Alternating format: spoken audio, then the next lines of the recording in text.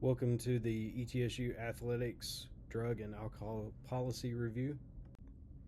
To begin, we'll discuss the drug testing policy. The Department of Athletics believes that alcohol and drugs have no place in intercollegiate athletics. Education, testing, and counseling programs are the basis of the departmental drug testing program. Illicit substances are those type of drugs that are illegal for individual student athletes to ingest. These are including but not limited to narcotic pain medication that's not prescribed, street drugs such as marijuana, THC, cocaine, as well as performance enhancing drugs such as steroids. There are two types of institutional drug testing that are done at ETSU. It's random drug testing and reasonable suspicion. For random drug testing, all student athletes are eligible. Random selection is made through computer software, and little to no notice may be given. Typically, we provide notice the day before and do drug testing early in the morning, but this could just change based on circumstances. For reasonable suspicion, this is based on specific events or occurrences. This can include possession, incarceration, or other law enforcement information provided about a student athlete regarding illicit substance. Could also come from observed behavior or a previous positive test result. Notification for a student athlete will be given by a member of the athletic training staff. Notification acknowledgement must be signed prior to taking the test. This will show the time of the test, the location of the test, contact information for the student athlete. The notification indicates that a failure to report will be considered a positive. The student athlete should bring a photo ID. They are encouraged to not overhydrate, and also provide a list of medications and supplements that were taken, as well as the provider or source of the medication supplements. Once the notification process has been completed, the student athlete will arrive at the designated location and designated time. When they arrive, they will receive a sealed specimen jar containing two smaller jars and a sealable bag. They will produce a specimen in the large jar, and we need at least 45 milliliters of urine. And once this is completed, the specimen will be provided to the medical staff, where a sample A and sample B vial will be packaged. This is also known as a split sample. And then the student athlete will be required to initial each sample A and sample B vial prior to packaging. Once the specimen has been collected and packaged, we send it off for evaluation with Aegis Sciences Corporation, and this is where they're located. Here are examples of our zero tolerance 4-panel drug profile.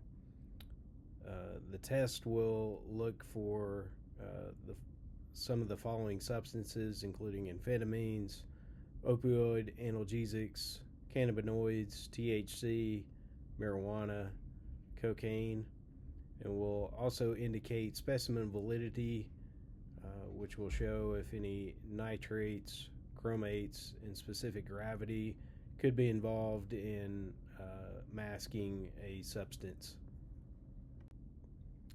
A comprehensive steroid panel could also be included with the drug test, and here are some examples of substances that would be tested during that. This is our test threshold table. This shows the different drug classes that are tested. The zero tolerance levels are what we consider would be a positive test, and then the last section includes the confirmation levels that will be indicated on the results. If we receive positive test results, these results will be reviewed by the medical review officer for evaluation. This is typically our team physician. Positive test results are cumulative over a student athlete's entire ETSU athletic career. Additional ways to receive a positive test could include refusal to sign a consent form prior to testing, refusal to provide a test specimen, not showing for a test after notification, whether this is oversleeping or something else, as well as tampering with a specimen or test during the testing process. When a positive test has been confirmed, these results will be reported to the Senior Associate Athletic Director for Compliance, as well as the Director of Intercollegiate Athletics. The student athlete and the respective head coach will be notified of the positive test, and a meeting will be scheduled to inform the student athlete's parent or guardian of the positive test. This is usually done with a conference call.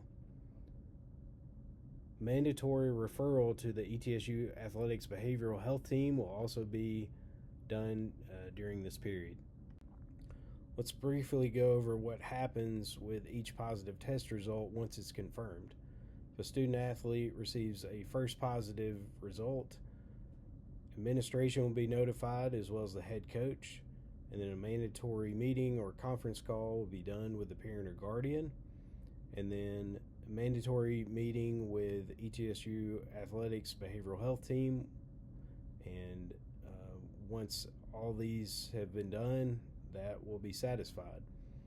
If a second positive result occurs, will be everything I mentioned with a first positive result, and then the student athlete will also lose 10% of their next competitive season. With a third positive result, it will result in immediate suspension of all team-related activity, weightlifting, competition, practice, and then administration will be notified as well as the head coach, and then we'll go through a process from there to determine what steps need to be taken for the student athlete. Special considerations could include any student athlete that's convicted of selling or providing illegal drugs to another person. They are subject to immediate and permanent dismissal from any team on which the student athlete participates, as well as the termination of any athletic financial aid to the extent permitted under NCAA rules and regulations. There is an appeal process with ETSU athletics drug testing. A student athlete must submit a formal written appeal to the Director of Intercollegiate Athletics within 1 week of a positive test result. At that point, a meeting will be held between the Director of Intercollegiate Athletics, the sports supervisor, and the Assistant Athletic Director for Sport Medicine. Once that meeting has concluded, a final decision will be made by the Director of Intercollegiate Athletics on this positive test result. There's a portion of our policy deemed the Safe Haven program. This program is for any student athlete that wishes to voluntarily approach a staff member. This can include an athletic trainer, a coach, a department administrator, an ETSU behavioral health member, or others with his or her drug problem. This must be prior to university drug test notification. They will be accorded confidentiality and professional help. A voluntary request for assistance will result in therapeutic treatment without loss of scholarship aid or participation of the team, provided that the student athlete agrees to the terms of his or her rehabilitation. Student athletes are eligible for this program only one time during his or her ETSU athletics career. During this process, a baseline test will be administered after completing written submission to the program. The student athlete will remain in the program for a reasonable period of time, but this will not exceed 60 days. The student athlete must be aware as well that they are still subject to NCAA drug testing and the consequences that result from a positive test with that. In regards to record keeping, ETSU has no purpose of invoking or facilitating criminal justice procedures or student contact code disciplinary proceedings arising out of the use or ingestion of the tested substances. The university shall deem test results as a part of the student's educational and medical record and will be protected from disclosure under state and federal law. However, these laws do not immunize student educational records from disclosure pursuant to a subpoena or court order. In such an instance, the university will take reasonable steps to notify the student athlete in advance of compliance with any such subpoena or order. The university or the student athlete may move the court or agency to quash any portion of the subpoena which pertains to drug testing records or to withdraw or narrow any such court order. University will treat test results as confidential student records to be disclosed only to those ETSU employees with a need to know. Let's briefly go over the alcohol policy. ETSU is considered a dry campus, and all violations of the university policy will be handled by university protocol.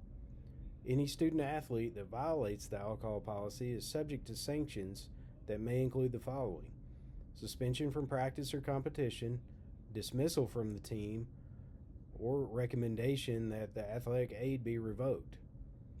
This concludes our review of the drug and alcohol policy as it relates to ETSU.